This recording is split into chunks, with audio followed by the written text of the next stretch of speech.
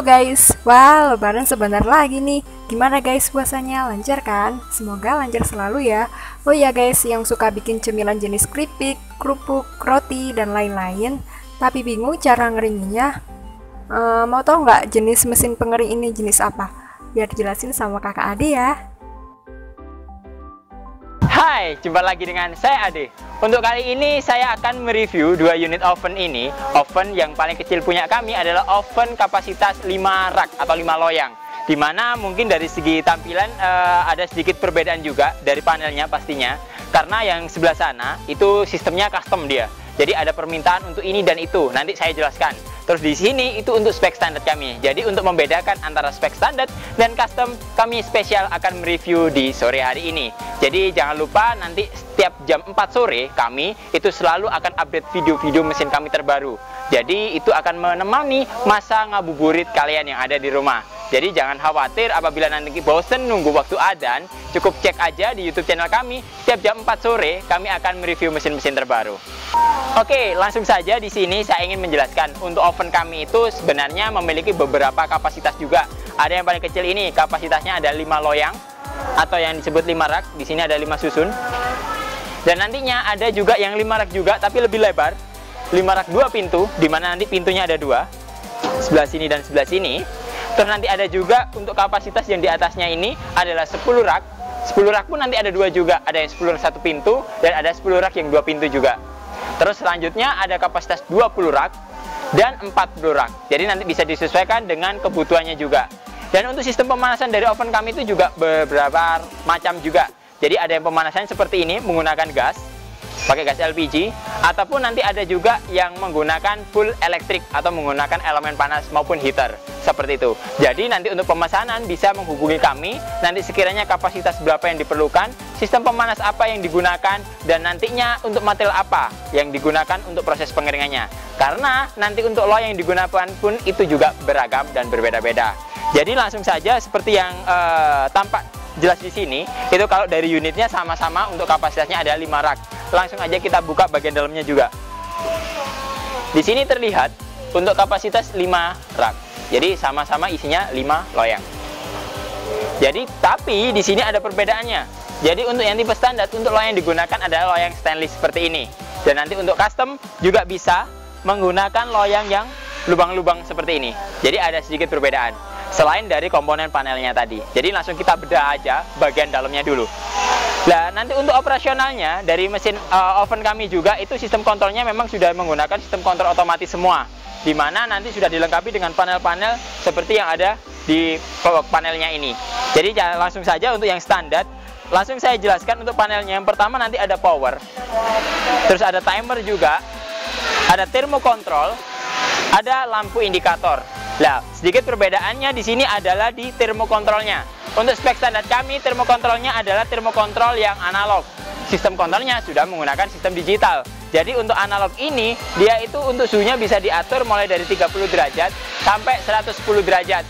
Dan nanti untuk yang di sebelah sini, itu komponen panelnya sama, mulai ada power, timer, thermokontrol, dan lampu indikator. Bedanya di sini untuk thermokontrol yang digunakan adalah thermokontrol digital.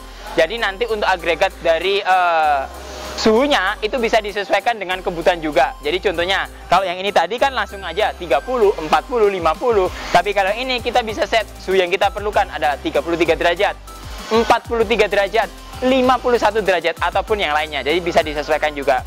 Jadi mulai dari tampak atas komponen panelnya ini sedikit berbeda. Terus untuk yang custom ini di sini ada alat tambahan namanya dimmer. Dimmer ini berfungsi untuk mengatur dari flow udara keluar dari sistem pemanasannya. Karena nanti dalam sistem sirkulasi udara panasnya di sini kan ada lubang-lubangnya juga untuk kanan kirinya. Di situ nanti akan ada suplai udara panas, flow udara yang masuk ke ruangan ovennya untuk tersirkulasi. Nah, saat nanti sudah tersirkulasi di dalamnya, karena material itu pasti mengeluarkan uap air itu disedot oleh fan yang ada di bagian atas ini untuk dibuang di ujung luarnya. Jadi di ujung luar nanti akan kebuang. Untuk melakukan percepatan dari sistem rotasi itu, makanya di sini ada tambahan alat yaitu dimmer. Karena nanti saat prosesi untuk pemanasan supaya mendapatkan suhu maksimal, dimmer kita buat minim. Jadi fan-nya perputarannya itu sangat pelan. Tapi saat nanti suhu yang digunakan itu sudah mulai stabil dan nanti untuk pembuangan uap airnya bisa dimaksimalkan, dimmernya langsung kita putar dengan maksimal supaya udara atau uap airnya bisa terbuang secara maksimal juga. Jadi nanti dari komponennya untuk bagian atas panelnya sudah saya jelaskan. Langsung aja kita ke bagian dalam. Jadi di bagian dalam untuk komponen bagian dalamnya, untuk dindingnya itu sama juga berbahannya dari galvalum. Terus nanti untuk kerangkanya juga ada kerangka besi. Yang bedanya di sini adalah loyang tadi yang saya sebutkan. Jadi kalau yang standar itu loyangnya otomatis berbahan stainless seperti ini. Dan untuk ukuran loyangnya pun itu pastinya sama. Jadi untuk ukuran loyangnya kesininya adalah 51 cm pas. Dan nanti kesininya adalah 43 cm. Dengan tinggi loyangnya ini kurang lebih antara 2-3 cm. Terus di bagian sini juga sama untuk yang corporate. Jadi nanti untuk pembelian oven kami itu bisa upgrade juga di loyangnya. Loyang kami ada beberapa macam. Ada yang spek standar seperti tadi. Ada yang seperti ini menggunakan bahan stainless yang lubang-lubang perforasi. Dengan nanti lubang perforasinya juga bisa disesuaikan. Dan untuk ukurannya sama 51 x 43. Oke, jadi setelah saya jelaskan mengenai loyang tadi, di bagian dalam ini juga ada sirkulasi udara panas yang terlihat di lubang-lubang ini. Sama dengan yang ini. Dan nanti untuk sistem pemanas itu di bagian bawah. Jadi di bagian bawah ini atau langsir bagian bawah ini nanti adalah sistem sirkulasi untuk panasnya. Jadi panas itu dari kompornya itu secara otomatis karena kita menggunakan sistem kontrol otomatis elektrik. Jadi bahannya gas pemanasnya. Tapi di situ sudah dilengkapi juga dengan sensor-sensor otomatis. Mulai dari pematiknya, pengatur gasnya, sensor solenoidnya, dan sistem kontrolnya juga.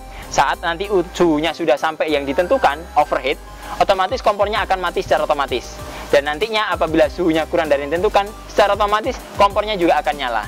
Dan dari sistem pemanasan kompor itu dia akan membiaskan api yang ada di sini supaya nanti tersebar ke kanan kirinya dan memenuhi ruang-ruang dari masing-masing loyangnya. Dan nantinya kenapa keukuran loyang itu tidak dimontokin ke dalam? Karena untuk space loyang sendiri ini itu dibuat memang 43 cm saja.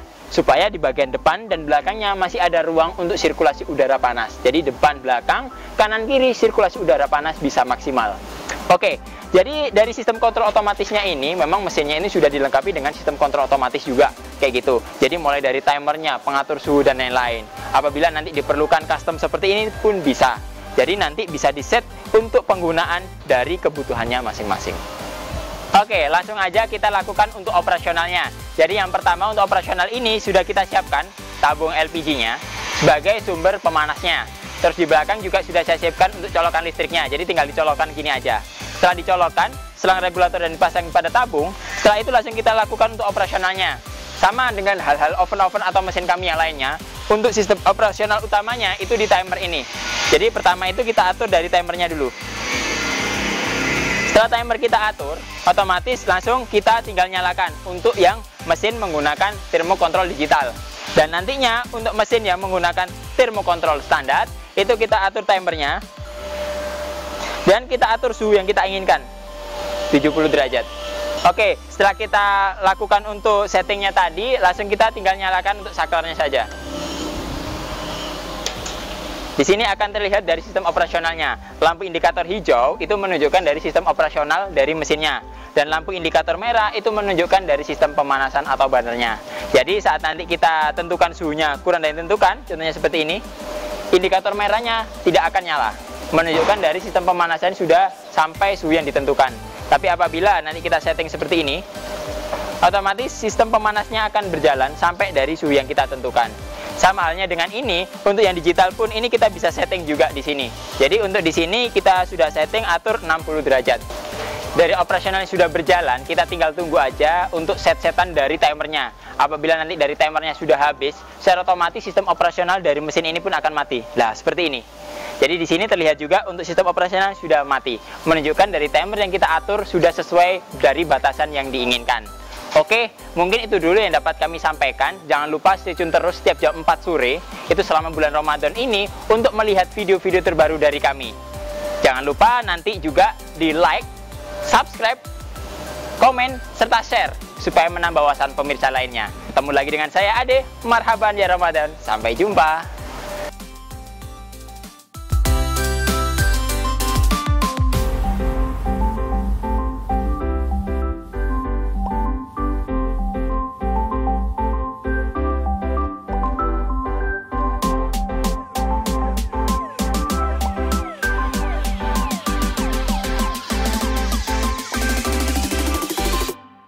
guys.